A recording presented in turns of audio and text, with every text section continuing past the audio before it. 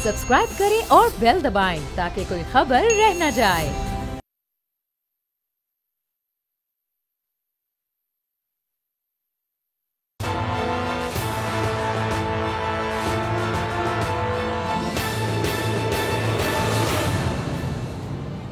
अस्सलाम वालेकुम नाज़रीन, मैं हूं आपका मेज़बान समी इब्राहिम और आप देख रहे हैं प्रोग्राम तज्ज़िया। मेरे साथ राना ताहिर हैं, बोल न्यूज़ इस्लामाबाद के रेजिडेंट एडिटर। आज जलसा था मोहतरमा बेनज़ीर भुट्टो की बरसी के हवाले से। जनाब बिलावल भुट्टो ने लियाकत बाग में जलसा किया, उन्होंने तकरीर की। बहुत ज़्यादा ये तवक्को थी, लोग इस तकरीर को देख रहे थे और ये सोच रहे थे, ये समझ रहे थे कि कोई एक नया पैगाम देंगे बिलावल भुट्टो। क्या उन्होंने कहा और उसका मकसद था कुछ? क्या वो पीपल्स पार्टी को जो पंजाब में रिवाइव करने की कोशिशें कर रहे थे उनको उनमें कामयाबी होने का इम्कान है? आज का जलसा कितना बड़ा था, क्या था, इस हवाले से गुफ्तगू करेंगे।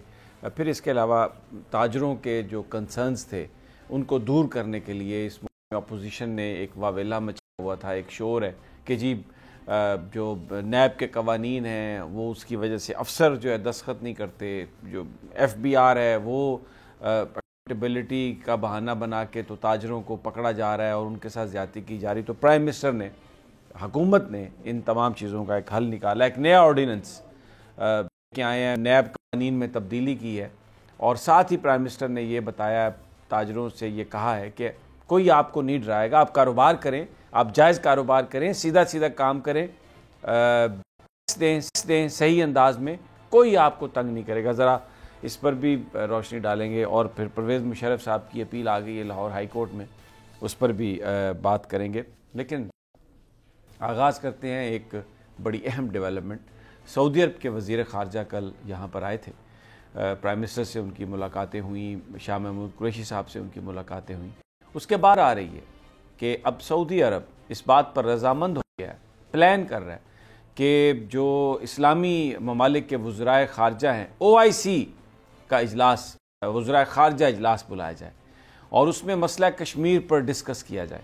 ये एक बहुत बड़ी डेवलपमेंट है, इसलिए कि माजी में कोई इसकी मिसाल नहीं मिलती कि कोई इजलास OIC वज़राए ख़ारजा का ख़ास तौर पर कश्मीर के हवाले से हुआ हो।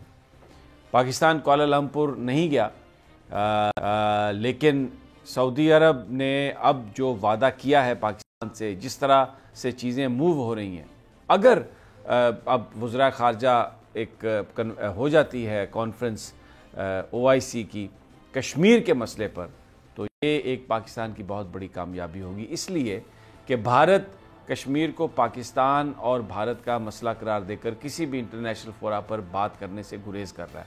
और जो हमारे बरादर इस्लामी ममालिक हैं, इनकी जो स्टेटमेंट्स थी उनमें भी कहीं भारत पर माजी में बहुत ज़्यादा दबाव नहीं डाला गया था।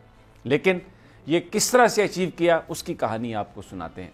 प्राइम मिनिस्टर इमरान खान और इस वक्त जनरल कमर जावेद बाजवा, पाकिस्तान की जो अस्करी क़यादत है वो सेम पेज पर है, मिलकर पाकिस्तान की सिक्योरिटी के हवाले से काम। और जब सियासी और अस्करी क़यादत मिलकर काम करती है तो फिर इसी तरह के नताइज सामने आते हैं, जिसका पाकिस्तानी मीडिया कोई ख़ास जिक्र करना पसंद नहीं करता बवजूद, लेकिन हम इसका ज़रूर जिक्र करेंगे। अक़वाम मुत्तहिदा में जो इस वक्त मुसलमानों की सूरत हाल है, जब प्राइम मिनिस्टर गए तो टर्की के प्रेसिडेंट के साथ और डॉक्टर महातीर के साथ ये विजन शेयर किया प्राइम मिनिस्टर ने, जो बड़ी एक फुल कैलकुलेशन के बाद सारी जो यहाँ पर पाकिस्तान में जो हमारी सिक्योरिटी के इदारे हैं, जो पाकिस्तान का फॉरेन ऑफिस है, सबसे इनपुट लेने के बाद, अपने करीबी रफ़क़ा से मशवरा करने के बाद प्राइम मिनिस्टर ने ये बात सामने रखी कि जो मुसलमान ममालिक हैं, इस्लामी उम्मा को फ़ाल होना चाहिए। अभी इस वक्त organisation of Islamic countries OIC है, लेकिन वो शायद इतनी फ़ाल नहीं है, जिसके नतीजे में कुआलालंपुर कॉन्फ्रेंस का एहतमाम किया गया। सऊदी अरब ने जब ये देखा कि वहाँ पर ये कॉन्फ्रेंस हो रही है, तो आप सबको पता है पाकिस्तान के साथ उन्होंने बात की और पाकिस्तान उस कॉन्फ्रेंस में नहीं गया। पाकिस्तान ने इसको एक मौके को गनीमत जानते हुए सऊदीज़ को ये बात समझाई कि ये जो कुआलालंपुर समिट है, ये कोई आपसे क़यादत छीनने की बात नहीं हो रही। OIC इतनी फ़ाल नहीं है, मुसलमानों के बड़े मसाइल हैं। कश्मीर में देखें क्या हो रहा है, भारत में मुसलमानों के साथ क्या हो रहा है, फ़लस्तीन में मुसलमानों के साथ क्या हो रहा है। सऊदी अरब जो है उसकी बड़ी एक اہمیت ہے اسلامی دنیا میں تو آپ OIC کو ڈومینیٹ کرتے ہیں، آپ اس تنظیم کو فعال بنائیں، آپ مسلمانوں کے معاملات کو لے کے آگے بڑھیں، یہ پوری مسلمان امت، مسلمان قوم آپ کے ساتھ ہے۔ اور پھر سعودی عرب کا جب دورہ تھا پرائم منسٹر کا تو وہاں پر اسی دورے کے نتیجے میں ڈاکٹر مہاتیر سے کنگ سلمان کی گفتگو بھی ہوئی، جس میں اب اگلے چند دنوں میں ڈاکٹر مہاتیر جو ہیں وہ سعودی عرب کا دورہ کرنے والے ہیں، اور اس ساری گفتگو کے نتیجے میں سعودی عرب نے یہ فیصلہ کیا، سعودی عرب نے یہ ریئلائز کیا کہ مسلمان ممالک کے جو کنسرن ہیں شاید وہ درست ہیں۔ اسلاموفوبیا اس وقت مغرب کو ہانٹ کر رہا ہے، اور جو پالیسی مسلمان کے حوالے سے بنائی گئی ہے وہ مناسب نہیں ہے، جو ڈسکریمنیشن مسلمانوں کے ساتھ پوری دنیا میں کی جا رہی ہے وہ مناسب نہیں ہے، اور اسلامی دنیا کو اس حوالے سے، OIC کو اس حوالے سے فعال کرنا ضروری ہے۔ تو اب جب سعودیہ کے وزیر خارجہ آئے یہاں پر تو انہوں نے پرائم منسٹر عمران خان سے جب یہ بات ہوئی تو اس میں یہ عندیہ دیا۔ وزیر خارجہ شاہ محمود قریشی نے اس بات کو کنفرم کیا کہ سعودی پلاننگ کر رہا ہے، سعودی عرب سوچ رہا ہے، اور یہ میٹریلائز ہونے والی ہے یہ بات کہ وزرائے خارجہ، OIC وزرائے خارجہ کی ایک کانفرنس جس میں مسئلہ کشمیر کا ذکر ہو۔ یہ آپ ذرا تھوڑا پیچھے جا کے دیکھیں تو آپ کو یاد آئے گا کہ OIC نے جو سشما سوراج جو بھارت کی وزیر خارجہ تھی اس وقت ان کو بلایا جب کشمیر کو اینیکس کیا تھا، یعنی بھارت نے اپنی وہ جو ساری جو قانون سازی کی تھی، ختم کی تھی جو کشمیر کے اسپیشل سٹیٹس کی، بڑا پاکستان نے اس پر احتجاج بھی کیا تھا، لیکن اس وقت کی صورتحال کو آج آپ موازنہ دیکھیں۔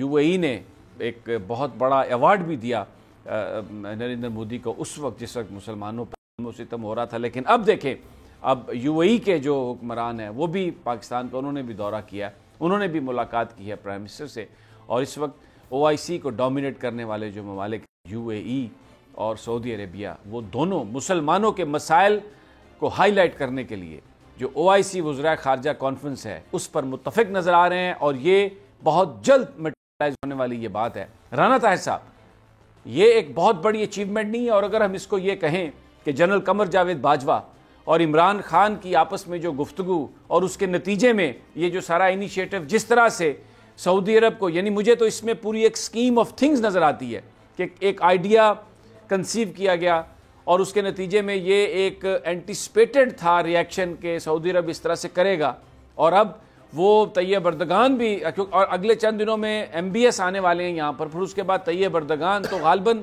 وہ جو مسلمان قوم جو بٹی ہوئی تھی آپس میں، ایک طریقے سے ہمیں نظر آ رہا ہے کہ کم از کم کشمیر کے مسئلے پر، بھارت میں جو ڈسکریمنیٹری بل ہے اس کے مسئلے پر، وہ سب ایک ہونے جا رہے ہیں۔ جی سمیع صاحب، یہ بلا شبہ ایک بہت بڑی سفارتی ڈیولپمنٹ ہے جس کا آپ نے ذکر کیا۔ بھائی جان، گزارش یہ ہے کہ اگر حکمرانوں کا حکمرانی کا مقصد عوام کی خدمت اور پاکستان کی خدمت اور ترقی اور خوشحالی ہو تو پھر اس طرح کے کام ہوتے ہیں۔ اگر حکمرانوں کا مقصد ذاتی جیبیں بھرنا ہو پھر یہ کام نہیں ہوتے۔ آپ دیکھیں کہ وزیر اعظم عمران خان نے پاکستان کی بات کی، کشمیر کے مسلمانوں کی بات کی، بھارت میں مسلمانوں پر جو مظالم ڈھائے جا رہے ہیں، انہوں نے اسلامی ممالک کو یہ احساس دلایا کہ یہ مسلمان ہیں جو بھارت میں بستے ہیں، جن پر انڈیا اور مودی ظلم کر رہے ہیں، تو آپ لوگ آگے بڑھیں، آواز اٹھائیں۔ تو سمیع صاحب، اب یہ احساس ہو گیا ہے ان کو، اور اس کا کریڈٹ بلا شبہ وزیر اعظم عمران خان اور army chief general Qamar Javed Bajwa کو جاتا ہے۔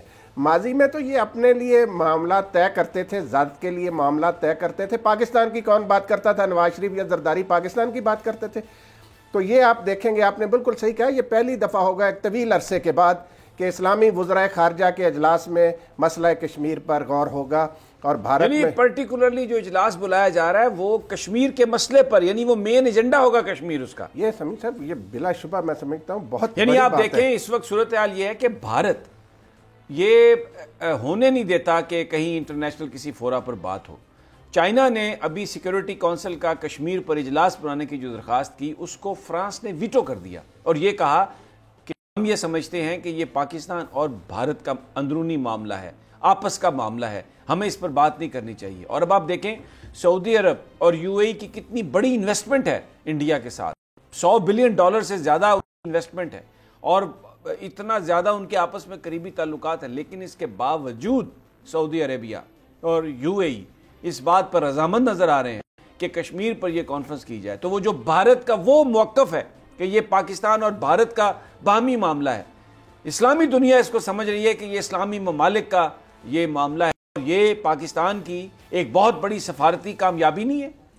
یہ سمیع صاحب بلا شبہ بہت بڑی سفارتی کامیابی ہے، اور دیکھیں اس کے نتیجے میں ہوگا کیا بھائی جان، آگے چل کے یہ فرانس ویٹو نہیں کریں گے۔ جب اسلامی ملک متحد نظر آئیں گے مسئلہ کشمیر پر، تو پھر یہ فرانس کو بھی یہ جرت نہیں ہوگی کہ وہ ویٹو کرے چین کی حل کی طرف بڑھیں گے مسئلہ، یعنی اس پر بات چیت شروع ہوگی، اس کا کچھ نہ کچھ اس کا نتیجہ نکلے گا۔ اب جو اس وقت ظلم ہو رہا ہے اور بالکل کہیں پر اس کا ذکر بھی نہیں تھا، تو یہ معاملہ جب اوپر آئے گا تو ڈیفینیٹلی بھارت انڈر پریشر آئے گا۔ دیکھیں نا، وزیر اعظم مہاتیر محمد اور ترکی کے صدر طیب اردوان وہ جس جرت اور بے باکی کے ساتھ انڈیا کے مظالم کی مذمت کرتے ہیں اور کشمیر کے مسلمانوں کی حمایت کرتے ہیں، یہ پاکستان کی کامیاب خارجہ پالیسی اور سفارتکاری ہے نا سمیع صاحب۔ اس کا نتیجہ ہے نا کہ وہ امت مسلمہ کو اب احساس ہو گیا، اور اس کے بعد آپ دیکھیں گے کہ ویسٹ کو بھی احساس ہوگا کہ یہ مودی جو ہے یہ مکار ہے، بچر ہے، اس سے دنیا کو بہت بڑا خطرہ ہے۔ اور تھوڑا اور بھی آپ کو بتا دوں، جو سعودی عرب پاکستان میں ٹورزم کے پروموشن کے لیے، ٹورزم کی جو انڈسٹری ہے اس میں مزید کیا بڑی انویسٹمنٹ کرنے کا سوچ رہا ہے۔ اور اگر جو پاکستان بڑا خوبصورت ملک ہے، آپ KPK میں جائیں، بلوچستان میں جائیں، گلگت بلتستان آگے ٹریول کریں، سندھ میں کریں، پنجاب کے اندر بہت زیادہ جگہیں ہیں جہاں پہ اگر ان کو ڈیولپ کیا جائے، اگر ٹورسٹ جو بیرون ملک سے آئیں ان کی وہاں پر رہائش کا پراپر بندوبست ہو، ٹور گائیڈز ہوں، اور ایک وہاں پر انہیں ماحول دیا جائے، تو پاکستان ٹورزم کی مد میں بلینز آف ڈالرز کما سکتا ہے، اور یہ عمران خان کے ویژن کا ایک حصہ ہے۔ تو سعودی عرب اس چیز کو شیئر کرتے ہوئے، یہاں پر دیکھتے ہوئے کہ اس کی اتنی پوٹینشل ہے، ٹورزم میں انویسٹمنٹ مزید کرنے آ رہا ہے، پھر اس کے علاوہ مائننگ میں، پیٹرو کیمیکلز میں اور زیادہ انویسٹمنٹ کرے گا۔ اور پرنس محمد بن سلمان، ان کا آنے والا ہے دورہ، اگلے چند دنوں میں اس کی تاریخ کا اعلان ہو جائے گا، اور یہ وزیر خارجہ گئے ہیں سعودی عرب کے، اس حوالے سے بھی انہوں نے گفتگو کی۔ اور اس کے علاوہ ایک اور جو سب سے بڑی بات ہے وہ ہے روڈ ٹو مکہ جو انیشیٹو ہے۔ ابھی صرف اسلام آباد میں ایئرپورٹ پر یہ فیسلٹی ہے کہ جس وقت آپ جاتے ہیں عمرے کے لیے یا حج کے لیے تو آپ کی امیگریشن یہاں پر ہو جاتی ہے، ایک آدھ اور بھی جگہ ہے غالباً، لیکن یہ جو انیشیٹو ہے اس کے نتیجے میں پاکستان سے جہاں جہاں سے آگے چل کر عمرہ فلائٹس اور حج فلائٹس جاتی ہیں، تو یہیں پر سے سعودی عرب کی امیگریشن ہو جایا کرے گی۔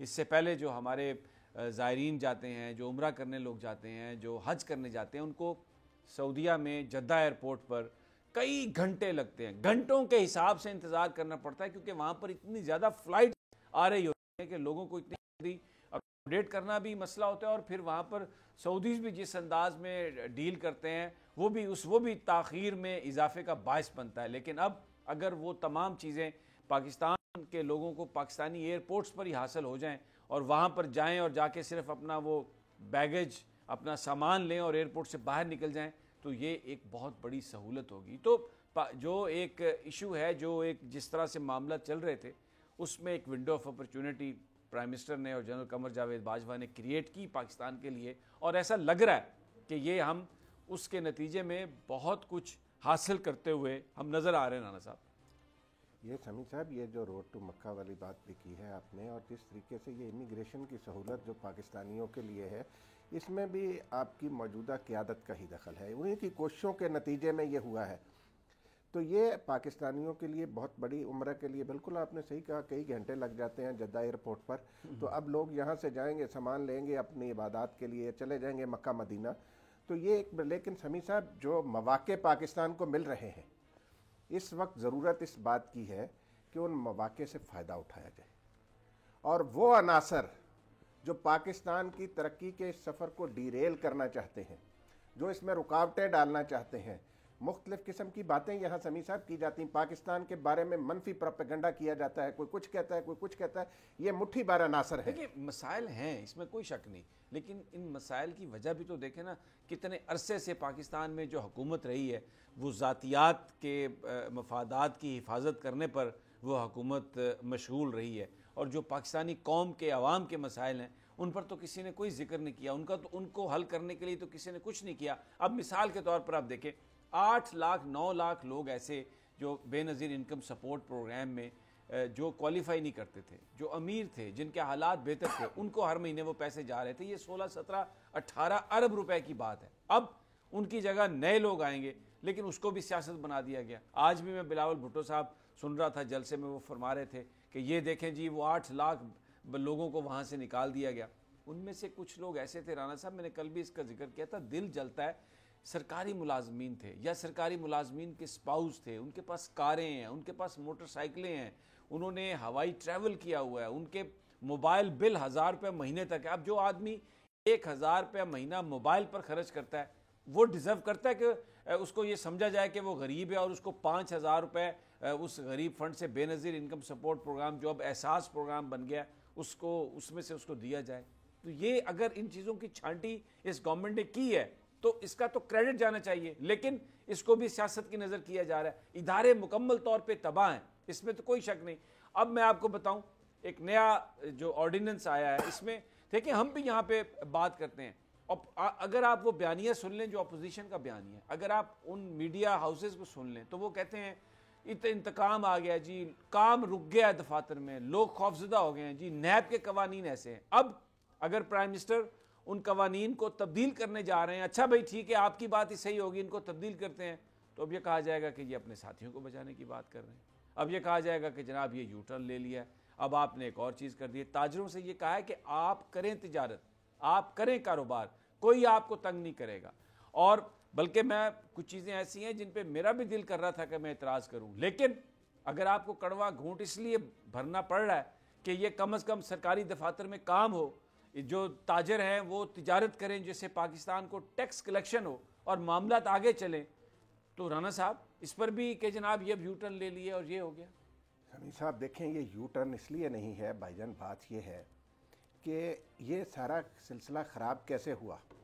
آپ نے جو ذکر کیا، گزشتہ 10 سالوں میں جس طریقے سے کرپشن کو رچایا بسایا گیا، اور پھر یہ پروپیگنڈا پچھلے 1.5 سال کے دوران جس طریقے سے کیا گیا کہ تاجر سرمایہ کاری نہ کرے، یہاں پہ غیر ملکی سرمایہ کار نہ آئے، ان کو ڈرایا گیا کہ نیب یہ کر رہا ہے وہ کر رہا.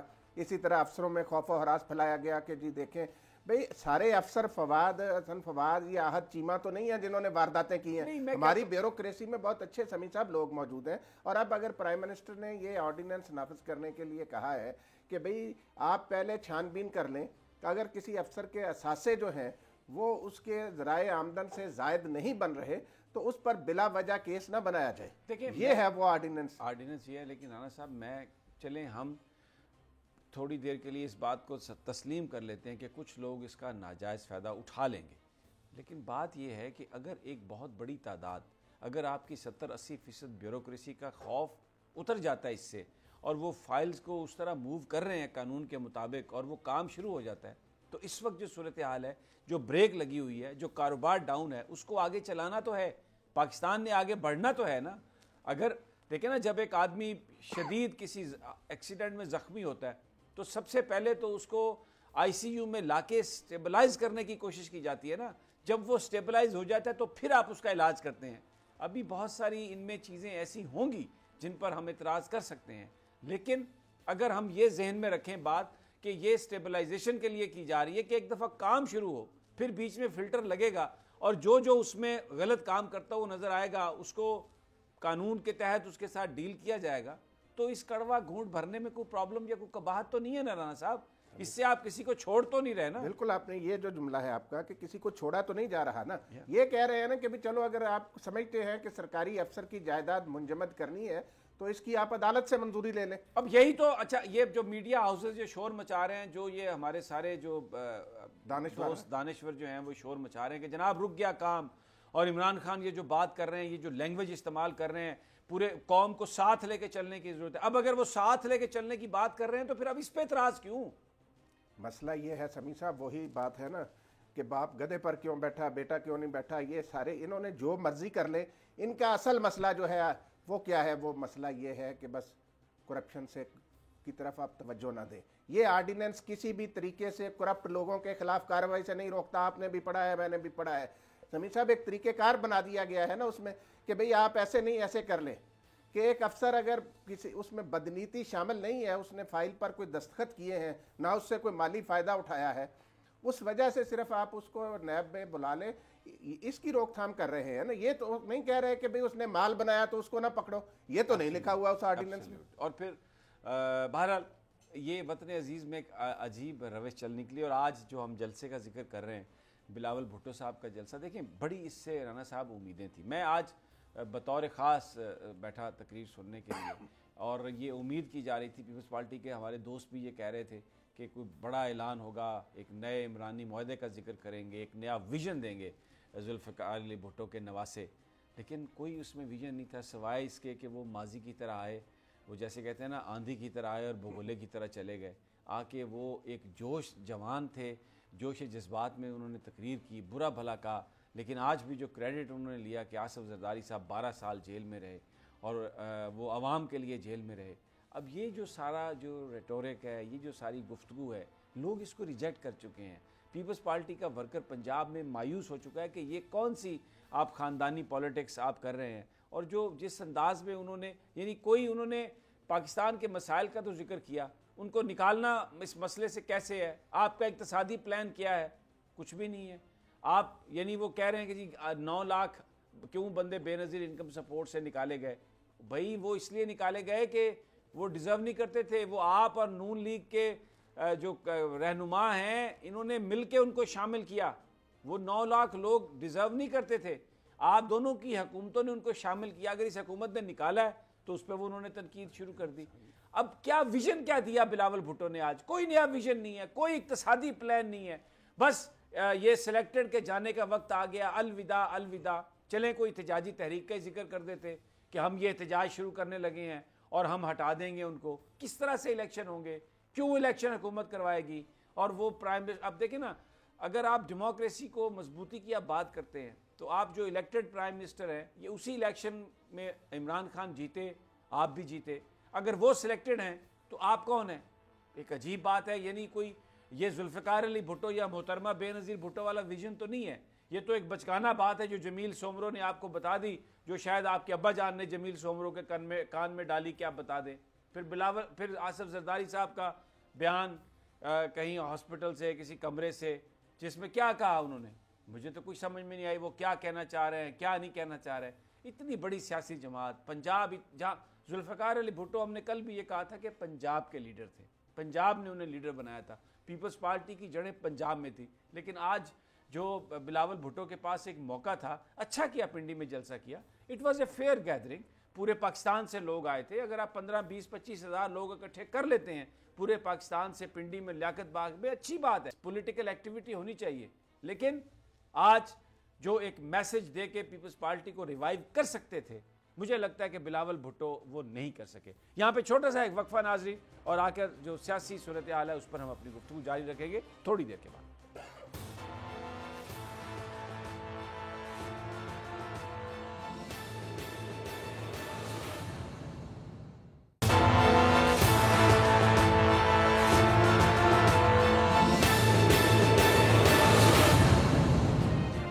ویلکم بیک ناظرین. تجزیہ میں پاکستان کی سیاسی صورتحال پر بات ہو رہی ہے. بلاول بھٹو کے جلسے کے حوالے سے بات کر رہے تھے. ایک اپرچونٹی تھی, ایک فیئر گیدرنگ تھی, پورے پاکستان سے پیپلز پارٹی نے لوگ اکٹھے کیے.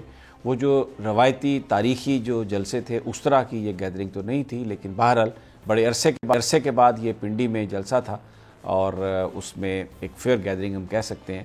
لیکن جو لوگ سننا چاہ رہے تھے, جو بلاول بھٹو کے پاس ایک موقع تھا اپنے ویژن کو دینے کا, اپنے آپ کو بطور لیڈر اسٹیبلش کرنے کا, وہ مجھے لگتا ہے کہ وہ موقع انہوں نے گنوا دیا. رانا طاہر صاحب آپ کیا کہتے ہیں؟ سمیع صاحب, بھائی جان, بات یہ ہے, گزارش میری کہ آپ ان سے کسی ویژن کی توقع کر رہے ہیں. بلاول بھٹو صاحب سے ان کو چابی لگا کے, جب سے وہ ایک مبینہ طور پر جو وصیت بنائی گئی تھی, پتہ نہیں وہ کیسے بنائی گئی تھی, اس کی بھی انکوائری ہونی چاہیے کہ وہ وصیت بنی کیسے تھی, جس کے نتیجے میں یہ چیئرمین بنے. کے حوالے سے تھی, پیپلز پارٹی نے اگر اس کو مان لیا ہے تو پھر اس کی انکوائری کرنے کی کیا ضرورت ہے؟ بھائی جان, بات یہ جب خاندان مانتا ہے, ورکر مانتے ہیں, سارے وہاں پر زرداری سب پہ بھاری کے نعرے لگاتے ہیں, تو پھر کون اس کی انکوائری کی کیا ضرورت ہے؟ بھائی جان, قوم کو تو پتہ چلنا چاہیے نا, وہ قوم کی لیڈر تھی نا محترمہ بے نظیر بھٹو. بات یہ ہے کہ یہ جو بھی ہے صورتحال, انہوں نے آج جو تقریر کی اس سے سوائے مایوسی کے, ان کی تقریر مایوسیوں کا مجموعہ تھی. سوائے اس بات کے کہ جی یہ نہیں ہو رہا وہ نہیں، جو آپ نے بات کی سلیکٹڈ بلیکٹڈ کی، یہ سمیع صاحب یہ باتیں، یہ ایک جس طرح وہ چابی نہیں کسی کھلونے کو دی جاتی ہے اور وہ بھاگنا شروع کر دیتا ہے، بلاول بھٹو صاحب اس طرح کافی عرصے سے یہ تقریریں کر رہے ہیں اور اب لوگ ان کی یہ باتیں سن کر تنگ آ گئے ہیں۔ آپ دیکھیں نا، میں آپ کو عرض کروں سمیع صاحب، کئی دہائیاں پہلے اسی لیاقت باغ میں ذوالفقار علی بھٹو نے بھی جلسہ کیا تھا اور اس وقت آبادی بھی دونوں شہروں کی بہت کم تھی اور وہ اس جلسے سے کم از کم 6 7 8 گنا بڑا جلسہ ہوگا، اور نہ کسی کو بسوں میں لایا گیا تھا نہ کچھ ہوتا۔ لیڈر وہ ہوتے ہیں، لیڈر اس طرح نہیں بنتے کہ بھئی آپ نے کہہ دیا کہ جی یہ پیپلز پارٹی کے چیئرمین ہیں اور یہ لیڈر بن جائیں گے۔ دیکھیں پیپلز پارٹی جو ہے سمیع صاحب سلیکٹڈ ولیکٹڈ کرتے ہیں تو مراد علی شاہ کون ہے؟ سندھ کی حکومت ان کی جو ہے وہ بھی اسی الیکشن کے نتیجے میں بنی نا۔ اب عوام تنگ آ گئے ہیں، کبھی کہتے ہیں جی وفاق پیسے نہیں دے رہا، وفاق نے ان کو پیسے کب، جب صدر زرداری صاحب صدر تھے اس وقت سندھ کو پیسے نہیں مل رہے تھے، اس وقت انہوں نے وہاں کتوں کی ویکسین یا تھر اور باقی جگہوں کے لوگوں کے لیے، غریب لوگوں کے لیے، ہاریوں کے لیے کچھ کیوں نہ کیا؟ جب ان کے انکل نواز شریف کی حکومت تھی وفاق میں اس وقت کیوں نہ کیا؟ عمران خان کو تو آئے ہوئے سال ڈیڑھ سوا سال ہوا ہے۔ تو یہ سارے بہانے ہیں سمیع صاحب، یہ چاہتے نہیں ہیں کہ ان کے علاقوں میں ترقی ہو۔ یہ وڈیرے اور جاگیردار جو ہیں یہ غریب کی ترقی کے دشمن ہیں۔ دیکھیں میں آپ کی اس بات سے متفق نہیں ہوں، میں دشمن تو نہیں سمجھتا انہیں، لیکن یہ اپنے مفاد کی بات کر رہے ہیں، میں یہ اس حد تک تو میں ماننے کے لیے تیار ہوں۔ دیکھیں بلاول اپنی پارٹی کا چیئرمین ہے، لوگ اس کو، پیپلز پارٹی کے لوگ ان کو مانتے ہیں۔ میں یہ اس تقریر کو آج اس طریقے سے دیکھ رہا تھا جس طرح ہمیں انتظار تھا کہ بلاول بھٹو آج کوئی اپنا جو مینیفیسٹو ہے، اپنا کوئی مشن بتائیں گے کہ ان کا مشن کیا ہے۔ پاکستان میں غربت ہے، بالکل ہے، کرپشن بھی ہے، بالکل ہے، جو بات ہوتی ہے کہ یہاں پہ ڈیولپمنٹ نہیں ہوئی، بالکل نہیں ہوئی۔ چلیں اس بات کو بھول جائیں کہ ماضی میں کون حکمران تھا، ان کی جماعت بھی تھی حکمران، وہ بھی پارٹلی رسپانسبل ہیں اس کے۔ اب آگے کیسے موو کرنا ہے اس کا کچھ نہیں بتایا انہوں نے، کہ وہ آگے کس طرح موو کرنا چاہتے ہیں، کیا کریں گے وہ۔ انہوں نے بس یہ کہا الوداع سلیکٹڈ، الوداع، اور بہت جلد یہ ہونے والا ہے، بہت جلد یہ ہونے والا ہے۔ الیکشن بھی اگر ہو جائیں گے، آپ اگر حکمران بھی بن جائیں گے تو مسائل کو کیسے ٹھیک کریں گے، یہ سننا چاہ رہے تھے لوگ۔ آپ کا بینچ مارک کیا ہے، آپ کریں گے کیا، آپ کے پاس ہے کیا کرنے کے لیے، آپ کا ویژن کیا ہے، یہ آج محترمہ بے نظیر بھٹو کی برسی تھی، تو اس برسی کے موقع پر محترمہ کو ظاہر ہے ایک سوبرائٹی میں اگر بات کرتے، اتنا دیکھیں ہر وقت اتنا ہلک پھاڑ کر، اتنا جذباتی ہو کر کسی نے، ذوالفقار علی بھٹو بہت جذباتی آدمی تھے لیکن وہ ایک ویژن کی بات ہوتی تھی جو بھی وہ بات کرتے تھے اور عملی طور پر انہوں نے دیا۔ تو انہوں نے جب یہ پارٹی کے چیئرمین بنے ہیں تو پارٹی کے اندر کیا انہوں نے اقدامات کیے، اس کی تنظیم میں نو کیسے کی، کچھ ہمیں اس میں ویژن نظر نہیں آتا، کچھ ہم میں وہ ایسی چیز نظر نہیں آتی جس میں ہم یہ سمجھیں کہ Bilawal Bhutto has brought a new lease of life to this People's Party in Punjab۔ تو آج اس لحاظ سے مایوسی ہے۔ باقی ایک فیئر گیدرنگ تھی، ان کا جلسہ ہے، ان کے لوگ آئے، انہوں نے نعرے مارے اور وہ اپنی پارٹی میں مقبول ہیں، اپنی یوتھ میں مقبول ہیں، بس وہ وہی چال چلتے رہیں گے، کچھ اور زیادہ ہونے والا نہیں ہے، میں یہ کہہ رہا ہوں۔ سمیع صاحب ان کا ویژن بڑا کلیئر ہے، ان کو ساری سمجھ ہے، ٹھیک ہے، جعلی بینک اکاؤنٹ کیسے کھولنے ہیں، کیسے آپریٹ کرنے ہیں، کیسے چلانا۔ ابا جان نے ان کی پوری تربیت کی ہوئی ہے، ان کے ٹکٹ وکٹ، خرچے مرچے، ناشتے ماشتے جعلی بینک اکاؤنٹ سے کیسے پورے ہونے ہیں، یہ ان کو ساری وارداتیں آتی ہیں۔ اور اب نیب نے جب بلایا ہے تو اس پہ کہتے ہیں جی میں نہیں پیش ہوں گا، کر لو گرفتار۔ تو یہ سمیع صاحب ان کا ویژن جو ہے وہ ابا جان کا ویژن ہے۔ میری بات سنیں بھائی جان، یہ جو ہے نا ذوالفقار علی بھٹو کا ویژن نہیں ہے، یہ آصف زرداری کا ویژن۔ ایک میں آپ کو سوشل میڈیا بڑا زبردست ہے، آج انہوں نے کہا نا اپنا بھٹو ہے ضیاء تھا، محترمہ ہے مشرف تھا، یہ ان کی خباثت۔ اچھا دیکھیں میں آپ کو نہیں، یہ پاک فوج کے خلاف سمیع صاحب ان کی ذہنی خباثت کا مظہر ہے یہ بات۔ اچھا بہرحال میں وہ اس انداز میں اس کو نہیں لے رہا، لیکن ایک شخص نے، ایک ہمارے دوست نے بھی ٹویٹ کیا ہے، بڑا زبردست ہے، اس نے کہا لفافہ ہے صحافی تھا۔ بڑا، اب یہ سوشل میڈیا ایک ایسی چیز ہے کہ اس میں آپ کو جو وزڈم ہے، جو لوگ جو بات کرتے ہیں، عام آدمی کی بات اب بڑے بڑے میڈیا ہاؤسز تک پہنچتی ہے، اسکرین تک پہنچتی ہے، اب آپ عام آدمی کی بات کو اگنور نہیں کر سکتے، اور یہ اتنی اچھی بات ہے، اتنی اچھی بات ہے۔ اس سے پہلے سلیکٹڈ آئٹم، سلیکٹڈ گفتگو اور بڑے بڑے ایشوز جو عام آدمی جو سوچتا ہے وہ کسی اسکرین پر آتا ہی نہیں تھا۔ تو یہ بات بالکل صحیح ہے کہ لفافہ ہے صحافی تھا. یعنی وہ لوگ جو صحافت کرتے تھے, جو بلیو کرتے تھے, جو اس شعبے کی سینکٹیٹی کو مانتے تھے, اب وہ نہیں ہے. اب بڑے بڑے لوگ سمیع صاحب آج بھی موجود ہیں, لیکن اکثریت جو ہے نا وہ یہ اپنا کہ بھائی جان آج بھی صحافت میں بہت اچھے لوگ موجود ہیں. کوئی شک نہیں ہے اس میں. وہ نواز شریف نے اور زرداری نے بہت خراب کیا ہے, لیکن اس کے باوجود بہت اچھے لوگ موجود ہیں. ڈیفینیٹ یہ بات تو تسلیم کر رہا ہوں, لیکن میں کہہ رہا ہوں کہ یہ بات بڑی زبردست ہے کہ لفافہ ہے صحافی تھا. اچھا جی, اب آگے آ جائیں.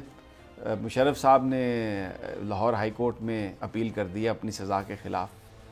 جی, وہ بینچ جو ہے 9 جنوری سے سماعت کرے گا جسٹس مظاہر علی اکبر نقوی صاحب کی سربراہی میں, اور اس میں انہوں نے بڑے اہم نکات اٹھائے ہیں کہ انہیں بیان نہیں ان کا لیا گیا, اور انہیں موقع نہیں دیا گیا کہ ان کے وکلا کو بھی نہیں سنا گیا, اور پھر یہ جو خصوصی عدالت ہے اس کی اپنی تشکیل جو ہے وہ آئین کے خلاف ہے, اور یہ مقدمہ بذات خود آئین کے خلاف ہے.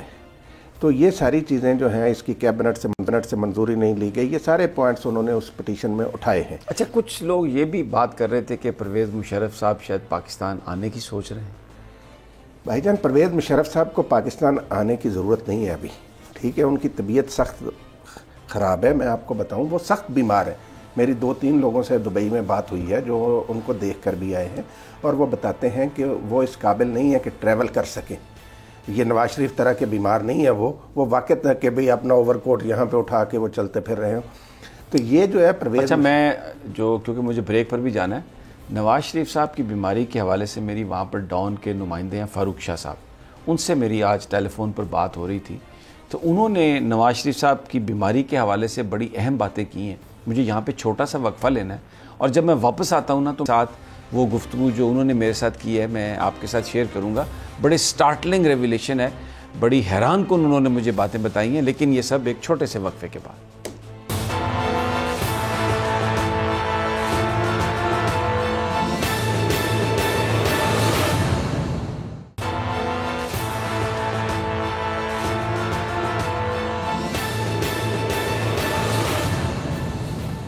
ویلکم بیک ناظرین. بریک پر جانے سے پہلے میں نے آپ سے کہا تھا کہ میری فاروق شاہ صاحب لندن میں ایک صحافی ہیں, ڈان کے لیے کام کرتے ہیں. میری ان سے اکثر گفتگو ہوتی رہتی ہے. تو انہوں نے بڑی عجیب و غریب یہ باتیں بتائی ہیں. میں ایک مت ہے, ہم تو یہ سمجھتے ہیں کہ جو یہ ڈاکٹر ڈیوڈ لارنس ہیں یہ وہ گورا ہے, کوئی برطانیہ کا ہے, لیکن میرے دوست فاروق شاہ کہتے ہیں کہ یہ بیسیکلی سری لنکن ہے, اور پرانے ان کے ڈاکٹر ہیں. اور عام طور پر پاکستان میں یہ سمجھا جاتا ہے کہ جو ویسٹرن ڈاکٹرز ہیں وہ کوئی اس قسم کی رپورٹ نہیں بنا کے دے سکتے جس میں ہینکی پھینکی ہے. لیکن ڈاکٹر ڈیوڈ لارنس ایک تو ہماری طرح کے ہی ہیں, رنگ بھی ان کا ہماری طرح ہی ہے. تو میں ابھی وہ کہا ہے میں نے کہ تصویر آپ کو دکھاؤں, یہ آئی جسٹ ہوپ کہ یہ بالکل.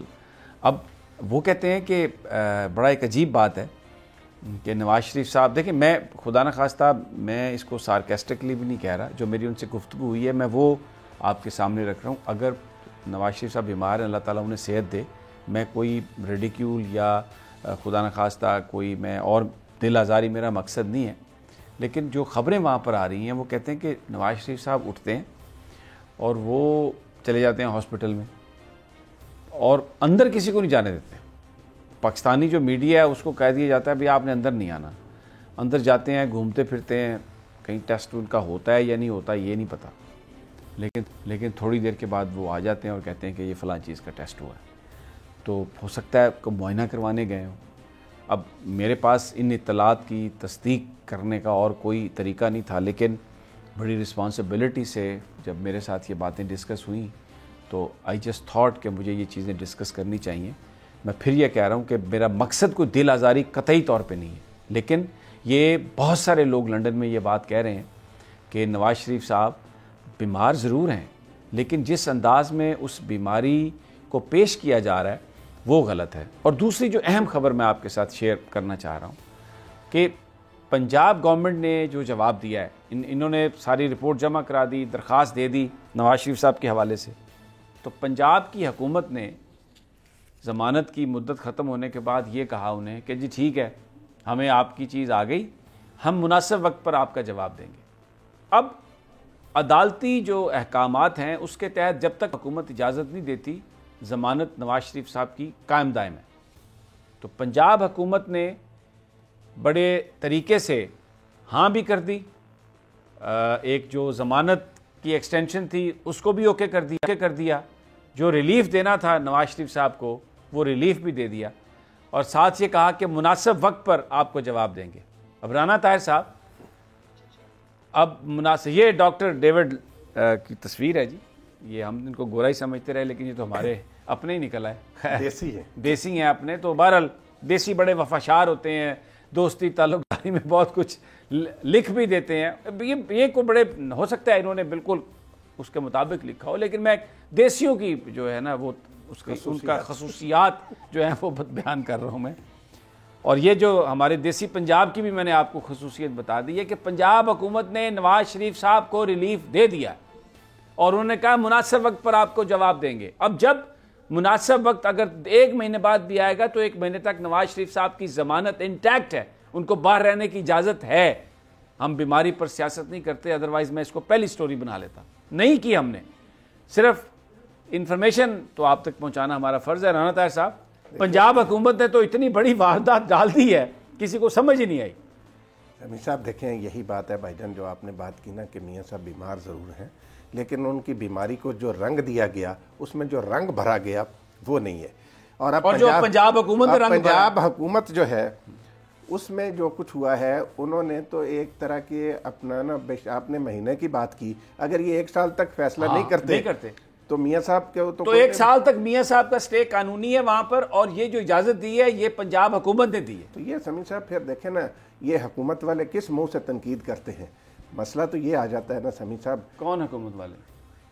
یہی اپنا پی ٹی آئی والے. کس پر؟ کہ یہی یہ پی ٹی آئی والے نواز شریف صاحب کی بیماری کے, اب ان کی کورٹ میں بال آیا نا پنجاب گورنمنٹ کی. اگر میاں صاحب بیمار نہیں ہے تو بزدار صاحب ہمت کرے نا اور کہیں کہ نہیں دیتے جی. ایک اگر انہوں نے وہ جو آپ دیکھیں روزانہ کالم لکھے جا رہے ہیں کہ مل کر چلیں, ہاتھوں میں ہاتھ ڈال کر چلیں, ملک کے اتنے مسائل ہیں, اگر وہ بھی کیا ہے پنجاب حکومت نے تو آپ کو وہ بھی قابل قبول نہیں ہے. بھائی جان یہ مل کر چلنے سے ملک ٹھیک نہیں ہوگا چوروں لٹیروں کے ساتھ. سمیع صاحب یہ پنجاب حکومت کو واضح طور پر بیان جاری کرنا چاہیے کہ میاں نواز شریف صاحب کی صحت کے حوالے سے ان کے پاس کیا اطلاعات ہیں. رانا طاہر صاحب بہت شکریہ, لیکن یہ بہت بڑی ایک بات ہے جو پنجاب نے کی ہے, بڑی خاموشی سے یہ کہہ دیا ہے کہ جناب ہم مناسب وقت پر اس کا جواب دیں گے. اب وہ مناسب وقت 6 مہینے نہ آئے تو 6 مہینے آپ نے نواز شریف کا جو باہر قیام ہے اس کو سٹے کر دیا ہے. لوگ آپ سے جواب مانگتے ہیں جناب چیف منسٹر عثمان بزدار صاحب, اور یہ آوازیں وزیراعظم ہاؤس تک جا رہی ہیں کہ اس حوالے سے جو بھی آپ فیصلہ کریں آپ کو اختیار ہے, آپ ایگزیکٹو ہیں, لیکن آپ لوگوں کو اعتماد میں لیں, آپ قوم کو اعتماد میں لیں. اس طرح یہ جو واردات ہے یہ نہ کریں. بتائیں آپ انہیں کہ آپ نے یہ کام اس لیے کیا ہے یا آپ نے یہ کام کر دیا ہے. اجازت دیجیے ناظرین, کل پھر آپ سے ملاقات ہوگی. اللہ نگہدار.